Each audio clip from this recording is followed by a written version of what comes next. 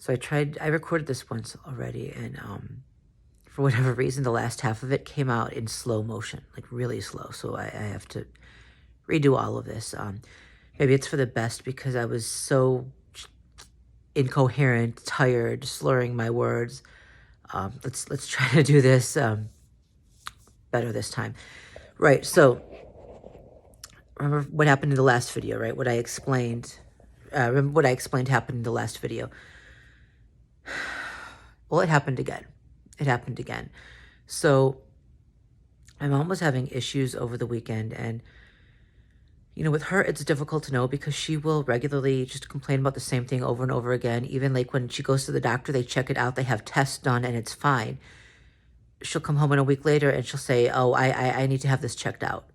It's the same thing. She just had it checked out, right? To the point where even the doctor has kind of stopped taking her too seriously. But she's old, right? So, I'm always worried, okay, well, the majority of the time it's nothing, but what happens if this time it's something? So, and this time it seemed kind of relatively serious. So I called the doctor, and she said she wanted her to come in. So we made an appointment for today. And they said that they would have the van pick her up, the bus, the car, whatever. Because, they do that. They pick up their patients and they drop them back off.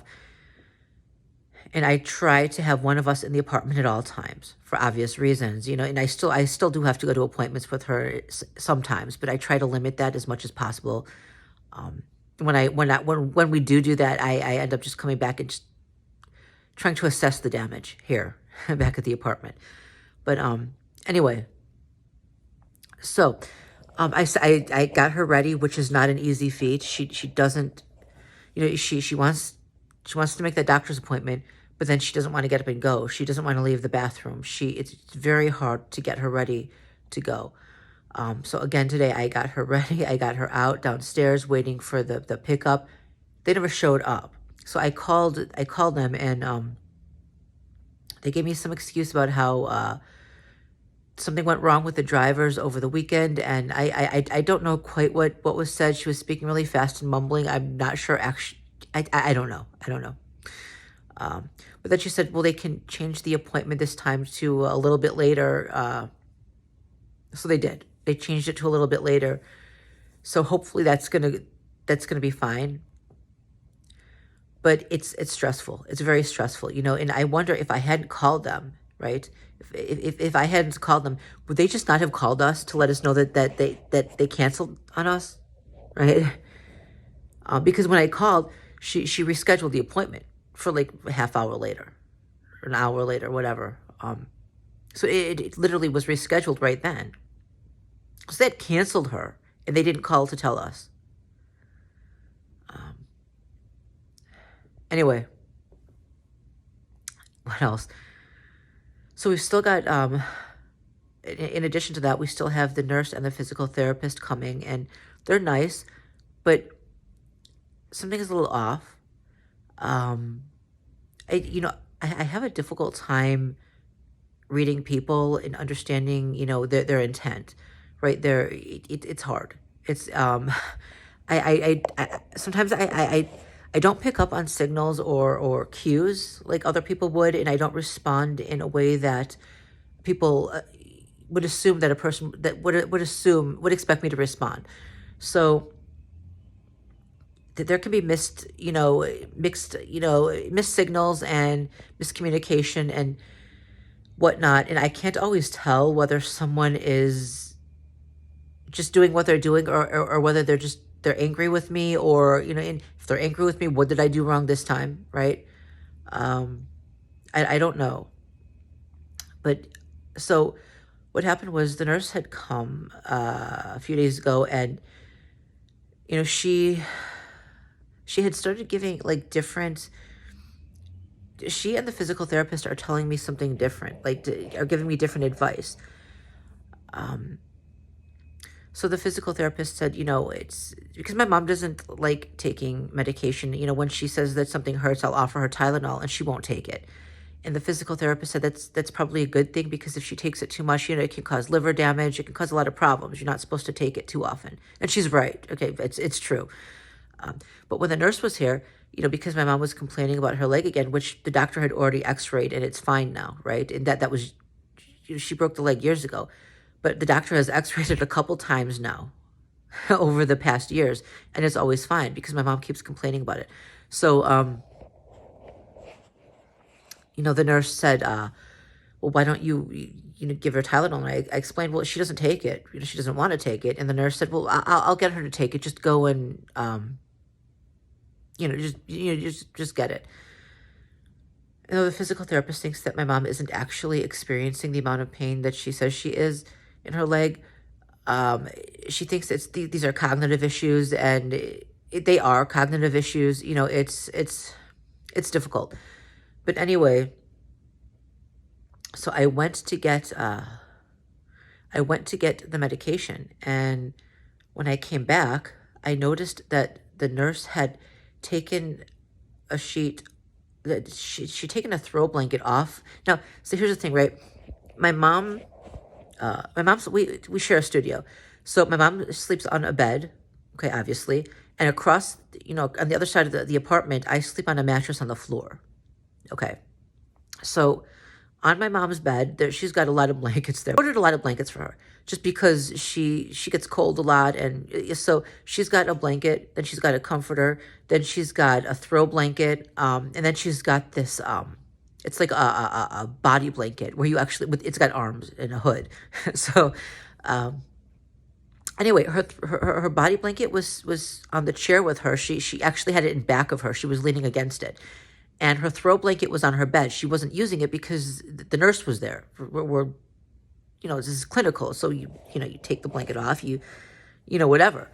Well, so when I had gone back to get my mom Tylenol, the nurse did two things. One, she took a chair and she put my mom's feet on it, which, the doctor had told my mom to put her feet up, but I tried to do that, but she would not keep her feet up. Right? She said it was uncomfortable. She said it hurt her ankles. She just kept putting it down and kicking the chair away. The problem with the recliner is that she can't get it back down. So, the nurse said, well, let's do this anyway. Let's put her feet up anyway.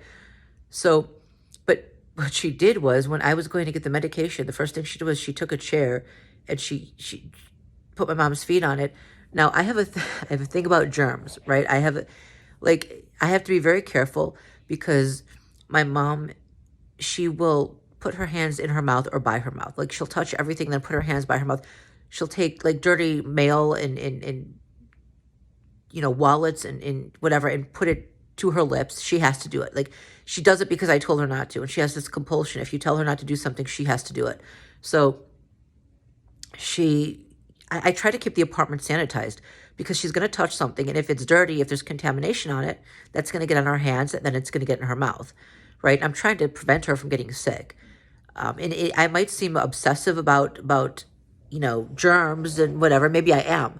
But you know what? The same people who would condemn me for that would condemn me even more if my mom had gotten sick, right? Then they would say, well, you're just a terrible caregiver. You just can't take care of your mom. So it's a damned either way situation. So I do keep everything pretty sanitized here. So when someone comes in, even when I come home, the first thing I'll do is I'll sanitize my hands before I touch anything. I'll take my shoes off instead of walking on the floor, right? Because, people spit on the floor, they sneak, on the ground outside, right? It's you don't know what you stepped in, right? So anyway, I'm very careful with that. So the nurse came in, and of course, she didn't use sanitizer, and I'm trying so hard. I can't start up with people, right? I mean, I've already got this reputation as a complainer because I complain about what actually happens, right? I can't just keep pissing people off because I'm going to be deemed the bad one here. It's kind of like, well, here we go again. And if they're already warned about me, that just proves it to them, right? So I didn't say anything when she didn't use hand sanitizer. When she left, I just sanitized everything. If she touched my mom's sweater, I would just change my mom's sweater. That's all, right? This is how I prevent her from getting sick. Because she's going to just touch everything and then touch her mouth. Okay, so that's what's happening. So the nurse took one of the chairs and put my mom's feet on the chair. Now, that's the chair that I sit on, right? It's the chair that I sit on. And, our floor, I might not walk with shoes in the apartment, but other people do, right? If maintenance comes in, they keep their shoes on. The nurse and the physical therapist, they keep their shoes on. Although the physical therapist did put little plastic things over her shoes. So that was good. But yeah, so, we've got this floor that I'm not really, it's not really that much of an obsession. I have to do it because the harder this gets, the more afraid I am that she's going to get sick, the more I clean, the more I sanitize, right? To prevent that from happening. She took my chair and she didn't ask which chair to use. She just took the chair that I normally use and she put my mom's feet on it. Then she did something else, right? I came back and I found her pulling the throw blanket off of my mattress. It was my mattress, right? She pulled a throw blanket off of my mattress right before she left, and she put it on my mom, despite the fact that it's clear that my mom sleeps on the bed, not the mattress, obviously. And my mom had her own throw blanket right up out on the bed that she typically uses. Now, the nurse might not have seen her use it because when she comes here, obviously my mom is getting ready to be seen by a nurse, so she's not covered by a blanket. But why did she take my throw blanket off of my mattress? Right? She's touching my stuff. This is my personal space. I don't like germs, and it's my personal space. I don't like that. It's such an invasion. Yeah, but she did that, and she could have just taken the throw blanket off my mom's bed because that was clearly hers. Right? It's on her bed. The bed is hers. Right? I mean, and I don't know how to read it. I don't know if that was a malicious act, that she was just frustrated with me, or if it was just nothing, if she was just showing concern for my mom. I want her to show concern for my mom. It's just I don't always understand people's intent, and I don't know if she's angry with me. If she's angry with me, I don't know why. If she's trying to be malicious, I don't know. And maybe she's not. I have a hard time telling whether, I don't know. I'm tired. I'm just tired. My mom is up all night. Like she's on and off, up all night, and she's waking me up intentionally. I haven't gotten much sleep just in weeks. Like occasionally I'll fall asleep. Maybe I'll sleep for less than an hour and then she'll wake me up again. So I know my train of thought is not, it's not very clear at the moment. And it's not like this is new. This has been ongoing for years now, but it's getting worse. This video is getting too long. I'm gonna cut this short. I'm tired.